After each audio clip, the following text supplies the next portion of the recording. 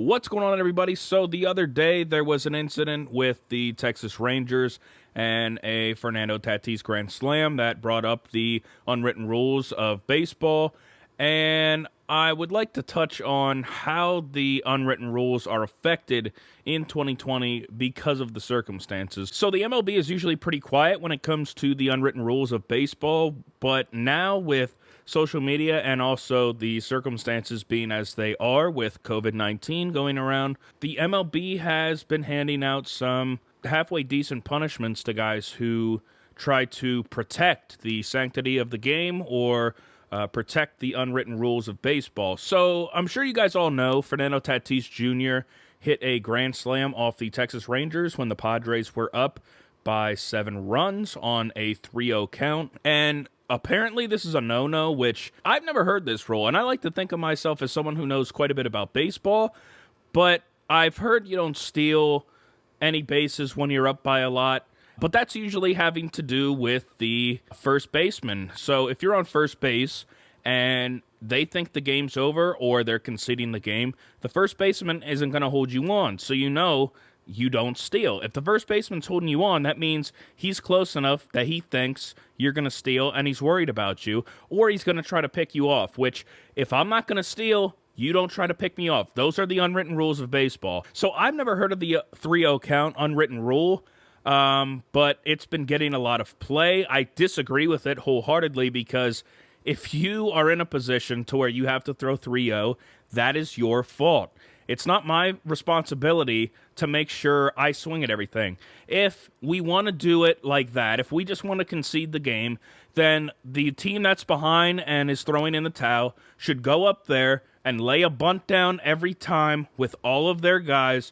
Make sure you pop it up, and we'll do the same thing, and that's how we'll concede the game if you want to concede it. But the MLB this year really doesn't want people to throw at other teams because you can't really get into a brawl. So in the past, if you didn't like something, you could throw at a guy, and if that team didn't like it, or if that guy who got hit didn't like it, he could come out and fight, and that's how the game settled itself. It's disputes. But now, the pitcher wins every time. He can bean you, you have to go to first base, and there's no repercussions for the pitcher or the team. In the past, if you threw at a guy as a pitcher, then that team could come out and literally beat the crap out of you or your teammates. So that was a big deterrent against throwing at guys. Also, a part of the unwritten rules is you cannot throw at a guy's head. If you're going to intentionally hit a guy, you hit him in the belt or below.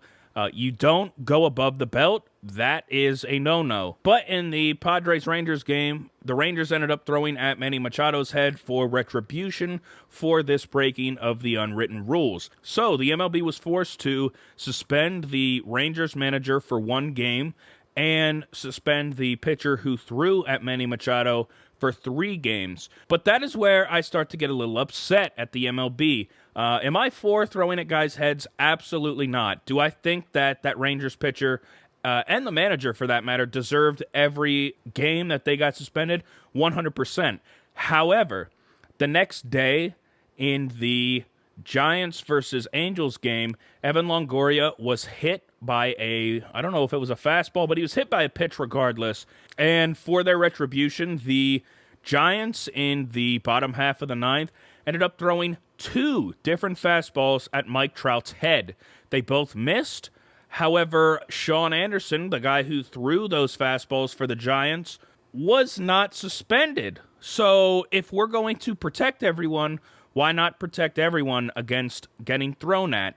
I think that the MLB wanted to protect Tatis because right now there is a huge marketing campaign going on with the MLB to promote Fernando Tatis as the next star and the future of the MLB. He's 21 years old, and if you turn on any ESPN or MLB network, that's all you're hearing about right now is, oh, Fernando Tatis, Fernando Tatis, Fernando Tatis. And if something would happen with Fernando Tatis, say he would get injured, the MLB is going to see that as, well, we probably shouldn't have spent that much marketing money on a Fernando Tatis. We probably should have stuck with promoting Mike Trout, because when's the last time you heard about Mike Trout? Mike Trout's having another MVP season this year.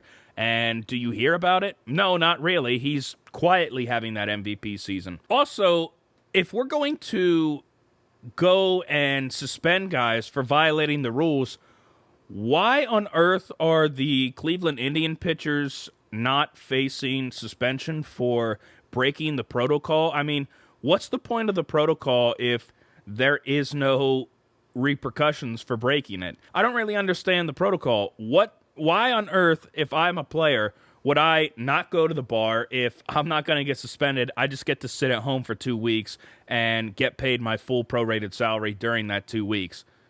Does anyone understand that? Because I certainly don't. This is one of the biggest issues I have with Rob Manfred, and it just happened today.